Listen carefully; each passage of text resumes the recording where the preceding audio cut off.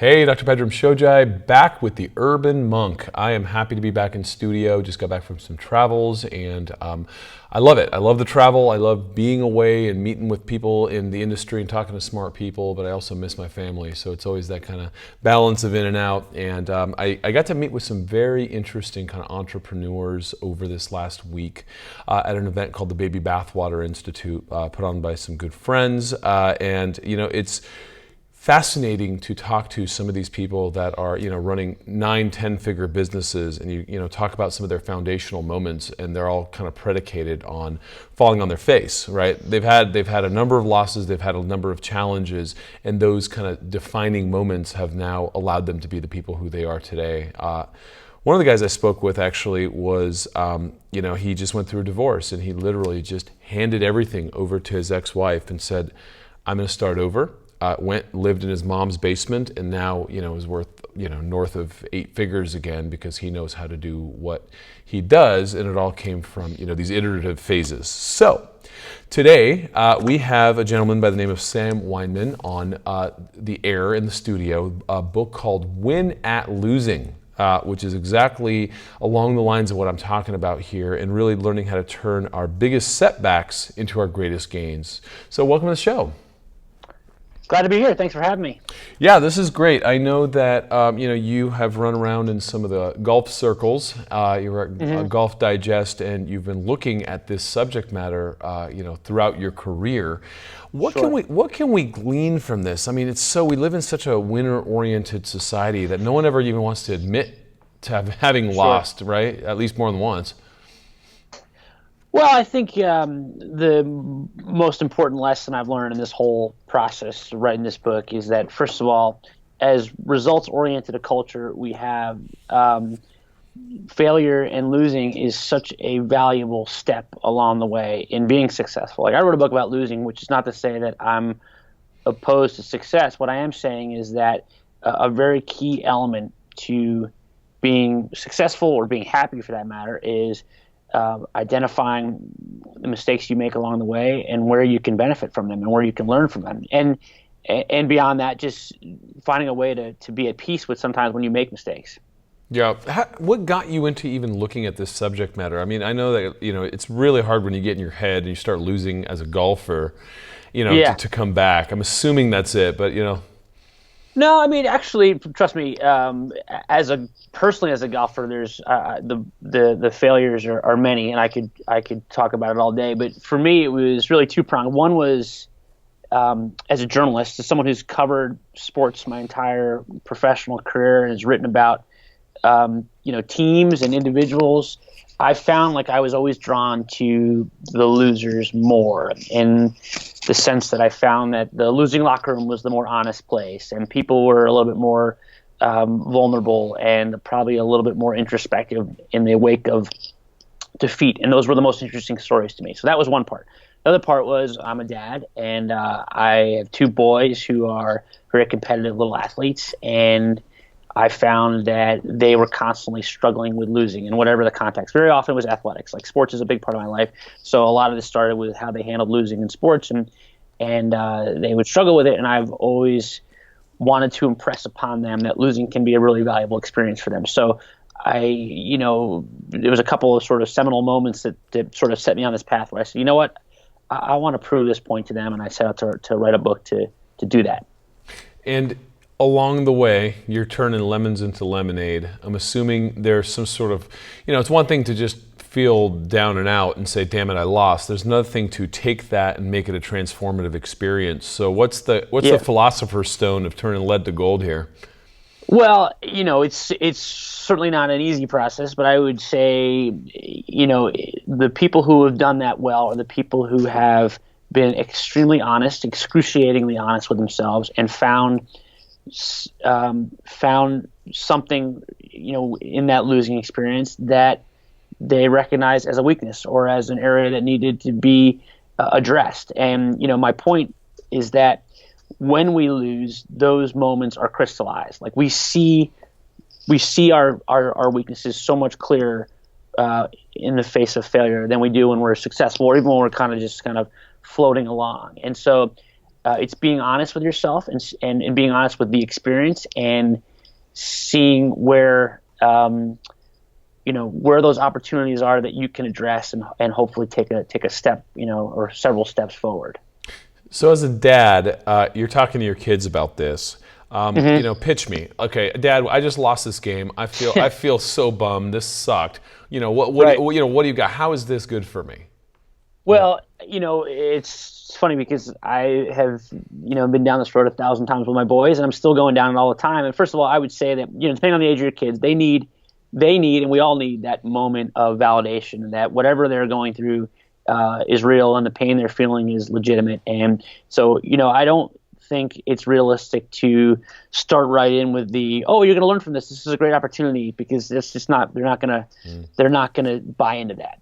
So you have to kind of allow them that moment of frustration or self-pity or whatever it is. And then once sort of some time passes and they're able to remove some of the emotion out of the equation, it's helping them sort of, perhaps through Socratic method, be like, well, how did that go? What do you think you could have done better? Where were the areas that you think you fell short? And hopefully along those lines, you're helping to arrive at some answers about, you're right, this is something I need to practice, or this is something that is going to help me long term.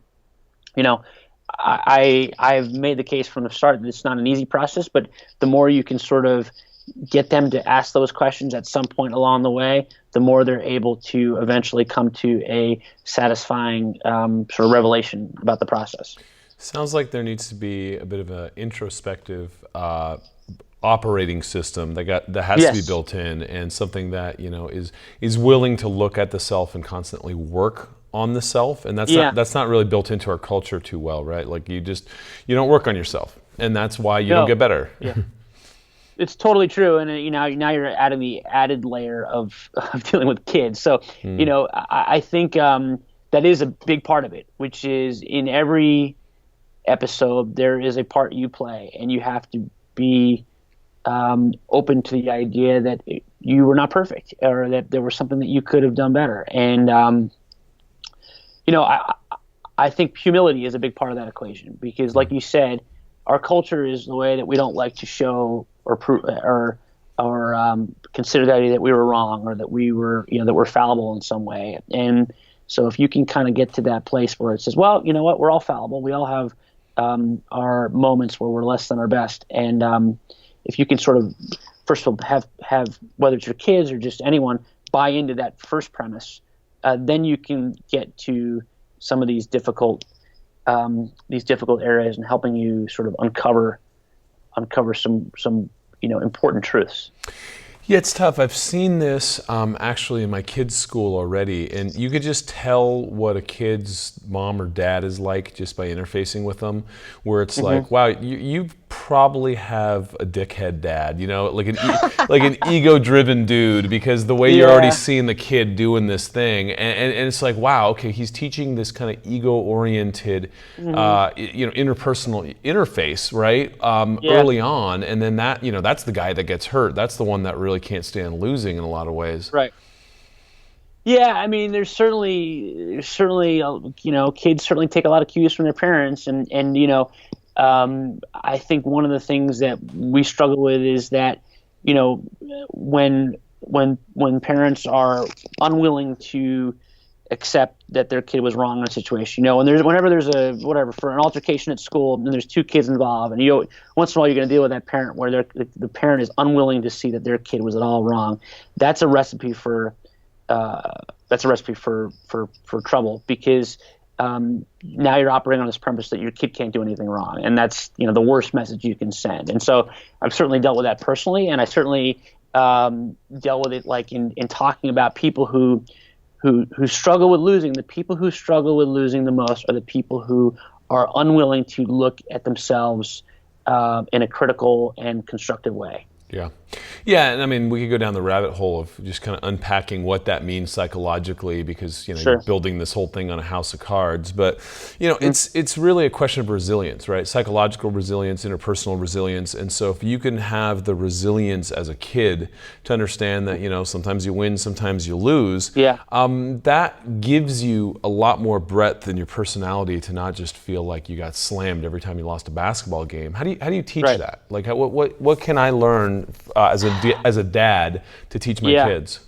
Well, a lot of what I have learned about this topic comes from other people, and certainly one of the influential people was someone named Carol Dweck, who's written and talked about something called the growth mindset and a fixed mindset. And at the most basic level, you want your kids to have a growth mindset. We want ourselves to have a growth mindset, which is that we are not defined by this achievement or this episode or our talents, but we are defined by our approach to process and our approach to how we handle challenges. And so one of the things you want to teach with your kids is that if they are good at something or they're bad at something, that can be improved upon, that you can get better at something, that you can grow from whatever experience. And when you have failures, whether it's in school or in sports, that those are things that you can embrace as opportunities to grow.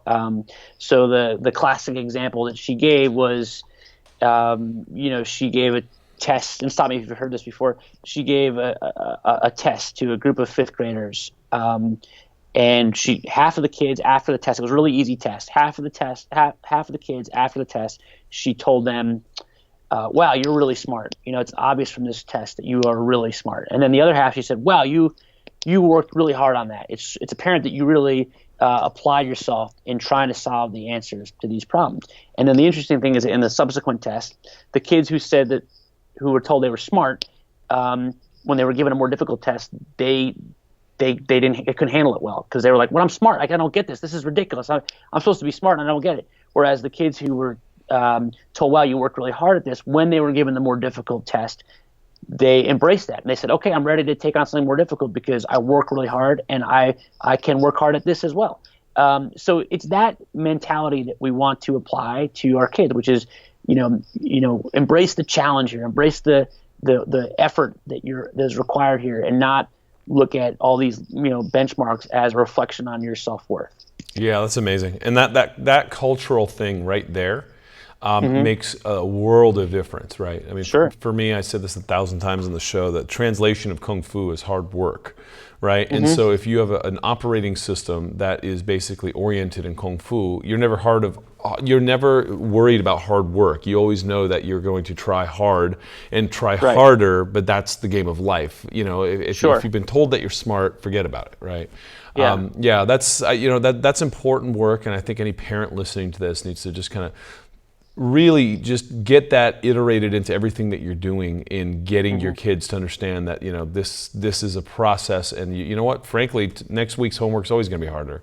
That's how the world works. Yeah. Yeah. So, and the other thing about it is, that like a lot of this is talking about how we handle failure and disappointment, but this is really just as important, if not more important, than how we deal with success, which is when your kid is this, has the most success in fourth grade or sixth grade or whatever.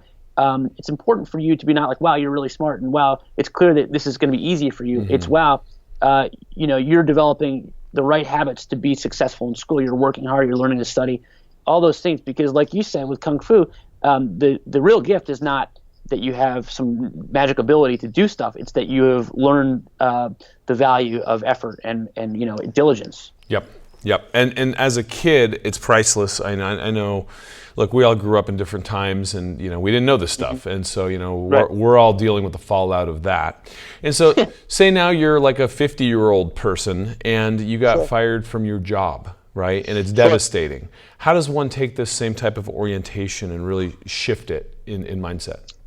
Sure. I mean, it's conceivably something that we're talking about that's applicable to any age. But if you're 50 years old and you've lost your job, there's two ways to look at it. First of all, I'd be remiss in not not talking about the fact that there are occasions when things happen that are outside of your control. When you lose a job, you might have lost your job because of factors outside of your control. And when you have that moment of honesty and you've really asked all the hard questions of yourself, and you can honestly say, well, you know what? It's just I was downsized. I lost it. Well, there's some solace to be taken from that. But let's say there is something that you did wrong. Let's say it was a failure you made along the way, which it's the same thing. It's asking yourself those difficult questions like, wow, did I rub my coworkers the wrong way? Was I unprepared in ways that that really were detrimental, and that I need to be more prepared next time? Is my skill set lagging behind? Do I need to develop a new skill set? Like, again, these episodes we have when we lose or fail are real crystallizing moments. And so I would look at that episode, as painful as it is as an opportunity to see very clearly the areas that you can improve. You mentioned a number of famous people in the book who, have been rolling like this historically for a while. I think of the old kind of KFC recipe and the amount of times that guy banged on the door. But, from Thomas Edison to Abraham Lincoln, give me some examples of these household names of people who we think of as such heroes who definitely went through these throes. Sure. I mean, I when I wrote this book, I set out to just talk to people whose episode or failure resonated with me, and it's a kind of a wide gamut. So, an example, again, I come from the sports world. I'm in the golf world. So, Greg Norman is a golfer who is very well known for having a lead in major championships and blowing those leads and not winning. And the most famous episode was the 1996 Masters, where he had a 6-shot lead going into Sunday. Everyone thought he was finally going to break through in this important tournament, and he fell flat on his face on Sunday. He shot 76 and lost by 5, and it was just sort of a humiliating moment. And the great moment from that was that Norman, was a larger than life figure in a lot of ways, and kind of had this presence about him. Was very successful, even amidst these losses. Had won millions of dollars, and it was a very human moment. He owned up to the mistakes he made. He recognized that it was a very painful thing. He gave the credit to the guy who won. Afterwards, when he's in a press conference after the tournament was over, he talked about how he screwed up and that it was all on him.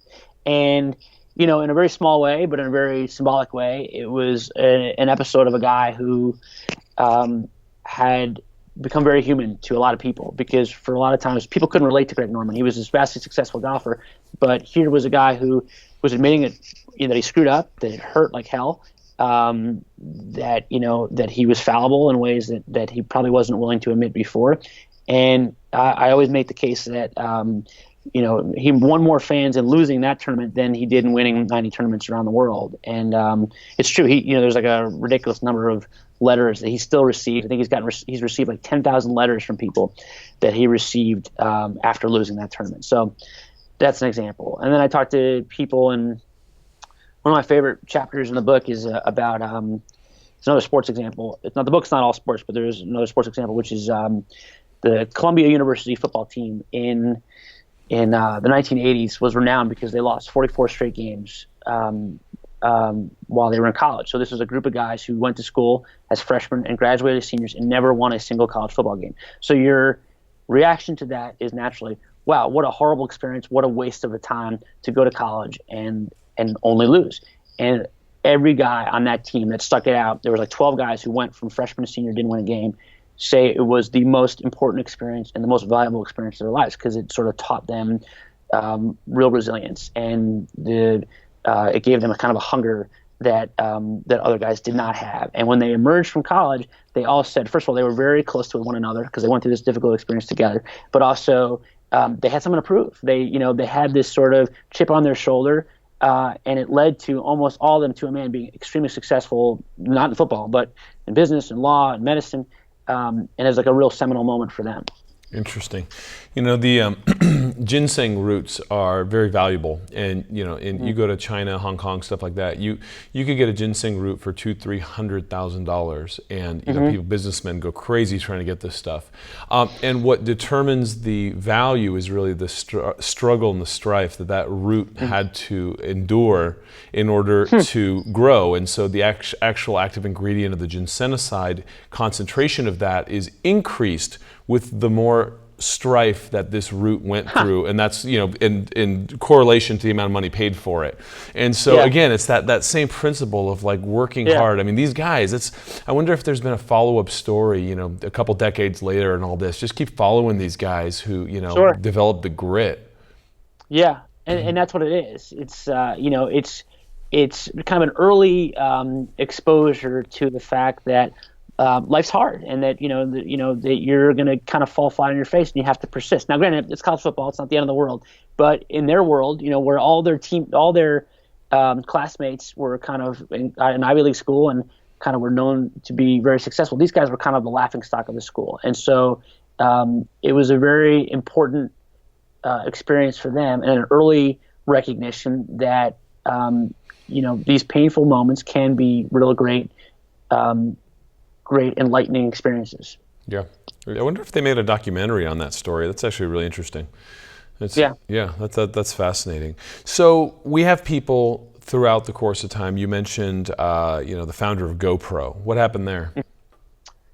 Well, he was, Nick Woodman was a guy who, he's from Silicon Valley culture, had started a company, I think maybe a couple of companies, and it fell flat on his face. It fell flat, and it was a complete bust. And he moved back in with his parents after it was over. He ran out of money, and he decided to make a sort of career pivot where he was just going to go around the world and go surfing and kind of find himself. Well, along the way, when he was surfing, he decided he wanted to sort of video while he was surfing. So he kind of jerry-rigged this idea for a camera that he made that you could sort of video himself surfing. And from that experience came, the earliest version of the GoPro camera, which is now, worth billions of dollars and very successful. So it's a great sort of metaphor or, example of how from his worst experience, which is the failure of his business,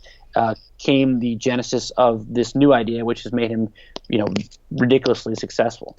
That's part of that kind of Silicon Valley lean startup mentality too, which is, iterate, fail fast, move on, right? And it's become part of the culture. It's become really interesting that this is what big money embraces. This is what smart people understand. I mean, look, it's not that you're not going to fail.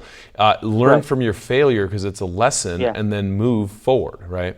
Yeah, and what's really interesting about Silicon Valley is that so many things about that culture are contrary to what we taught, because one of the sort of important lessons they teach out there is to know when to move on, like know when to kind of pull up stakes and give up on your idea, which is sort of contrary to what we're taught as kids, which is like be persistent, see your idea through, don't give up. And part of what they say is actually it's a really important skill to know when something is not working. It takes bravery to know this is not working. And that's a very difficult thing to do. But it's this idea that in order to know what can work, you need to first know what doesn't work, and that's something that they in Silicon Valley have really got down to a science. So there's this whole other class of people that this should apply to, but it's so damn tough, right? And say, I went to med school. This dude went to law school. So you kind of push all your chips in, and then you become this professional person with this title, and frankly, probably $100,000-$200,000 of student debt and identity and all this stuff. And then 5 years into it, you're like, ah, shit, I don't like this life at all, right? Like, how do you get iterative there? Like, how does one become transformative once you're kind of a little further entrenched, and all the excuses are there, frankly, right? You have so many more excuses to say, well, I got to stick now. Yeah, well, that's a very good point. I mean, I guess I would go back to those two things. One is this whole growth mindset, which is that even if you're 6 years out of college, 7 years out of college, however further along in your career, we are always growing, we are always learning. And so if you look at life as sort of an endless process of trying to get better, then you can get used to the idea that this early experience that you went through that it was an opportunity to, again, learn what you didn't like, and learn what was not for you. I mean, you hear all these stories about people who go through career changes, and they are grateful that they had the first experience, because they learned, you know what, that wasn't for me. I went to law school. I went out to be a lawyer, and I'm so glad that I went through that, because now I know I definitely don't want to be a lawyer. It's an expensive problem. It's an expensive path to take. Yep. But those are the people who have a much clearer picture of what they want out of life because of something they went through in which they learned they didn't want to do it. Yep. Yeah, and just rolling with that same example. I had this with a friend the other day. Like, they were a high-powered lawyer, and they just wanted to leave law and, like, go do massage or something and, like, help the world. I said, well, what do you care about? They said, the environment. I'm like, well, why not take the skill set that you have and help Earth Justice or help the Greenpeace people, and use the kung fu that you know somewhere where you can apply it and you're passionate, right? And it was just like, it's all or nothing. Like, I had to just jump off this ship and not be a lawyer, just because the 8 people in your law firm piss you off. So there's a lot of that too, right? It's just stepping back and thinking about things a little more objectively and pivoting instead of just dropping everything, I would assume. Of course. I mean, pivoting, like you said, it can be traumatic. It can be, I'm going to go from being a lawyer to being a physical trainer, or it can be, I'm going to be a corporate lawyer and I'm going to be a nonprofit lawyer. Like, there's obviously small pivots along the way. The key is to kind of identify the part that is really objectionable to you. This is the part that I definitely don't like, and I'd like to get away from that. And if you can do that and you know that part, then there's a lot of wiggle room in between. Yeah, and that's the thing, is under duress we don't see the wiggle room, and that's a direct correlation with the resilience argument, right? Like, the more resilience you have, the more you can kind of look at something without completely collapsing and being, I'm such a loser, right? Yeah. Totally, and it actually goes back to the idea I use or talk about with my kids, which is like we all need that moment where we're sort of separating emotion from the equation, or like you said, like I hate I hate law. I'm never going to be a lawyer again. There's probably a lot of emotion in that, and there's probably a lot of you're kind of clouded by an immediate experience. And part of what we're talking about is, first of all, if you go through enough of these episodes, you realize it's not the end of the world when something doesn't work out. There is always a next path. And if you're able to kind of allow yourself the time to eventually look at things really objectively and clear-eyed, then you're not going to necessarily make that extremely dramatic move. It might be something just a little subtler. Yep. There's this one thing that I hear a lot, and it's a big challenge in the community, is rejection, right? And so, everything's going fine. You think your life is cool, and all of a sudden your significant other's like, later, I don't know you, right? And then whether it's a work relationship or a personal relationship, that rejection I found people really getting hung up on. So what wisdom do you have there in turning that to lemonade? Yeah. Well, first of all, I would make a very strong case that that's a universal thing. And we go back to that idea of sometimes it's not always your fault. Like, especially when we're talking about a personal relationship, in the same way we talk about an employee who's downsized for reasons that are outside of control, there might be another party here who has changed or moved in a direction that is not really a reflection of you or who you are or your self-worth. So that's the first part. The second part is, as with anything else, when you go through a end of a relationship or some sort of rejection, it's as good an opportunity as ever to again look at yourself and look at your role. Like, was I as attentive as I could be? Was I a good listener? Am I too self-centric to be in a relationship? Like, these are all very difficult questions that come to the fore when these things happen. And again, as difficult as they are these are the real catalysts for positive change, because it's sort of you're forced to deal with it. And so again, I go back to the idea, like, you're not going to see it right away. When the person you love walks out the door, you're not going to be so grateful for the opportunity. But if you allow yourself the time to look at it really objectively, you might get to that realization. Yeah, and that's the hardest part, right? You want to blame them. Obviously, you're the victim, but it's probably been festering for a while. Nobody I know is an angel. You know what I mean? And so it's like it's always dirty on this side as well. And so, but then developing that culture. There's so many people that want to externalize that pain. It's almost like going through the steps of grief, right? Where at first you're pissed, and you're like, that jerk, I can't believe they did that. But then once you start getting into that level of introspection, any wisdom on how to really just stop playing the blame game and asking oneself, what is it that I may have done wrong? Yeah, I mean, I don't know if I have wisdom as much as I would say that blaming really doesn't get you anywhere. I mean, I think we're seeing it in, American culture right now, in politics and everything else. That just it doesn't arrive at a constructive solution. So it might make you feel better but it's not going to get you to a better place or a higher place. It's just gonna basically prolong the problem. And so, again, I don't know if that's wisdom as much as like when you have the temptation to blame others for your problems and your lot in life, make sure you're aware that is only going to get you so far, and that's not very far at all. Yeah, exactly. And where it gets you internally is an ulcer. It's like it cooks you inside out. And look, we're all guilty of it, myself included. It's very easy at the moment to say that all the problems that arise of something that are outside of you. But I think, again, give yourself the time and perspective, and you'll realize that's not necessarily the case. I love it. The book is called Win at Losing by Sam Weinman, How Our Biggest Setbacks Can Lead to Our Greatest Gains. Book is already out, man, I really enjoyed this conversation. Smart guy, and look, here's the thing: you've been around people. There's only one guy that really wins the golf tournament, so everyone else has some degree of kind of introspection that goes along with saying, well, yeah, that didn't turn out the way I hoped, right? And that's the experience. I mean, that's what sports are. That's what life is. Yeah, that's why. I mean, look, my background is sports, but I also feel like sports are great examples of that whole idea that when there's a loss, it is a perfect opportunity to look at what can be better. And so, but that's it's applicable well beyond the athletic realm as well. Yeah, amen. Well, I mean, it is life, right? The old metaphor, sports is life, right? It really is. Life is sport. So listen, I wish you the best. I love this work.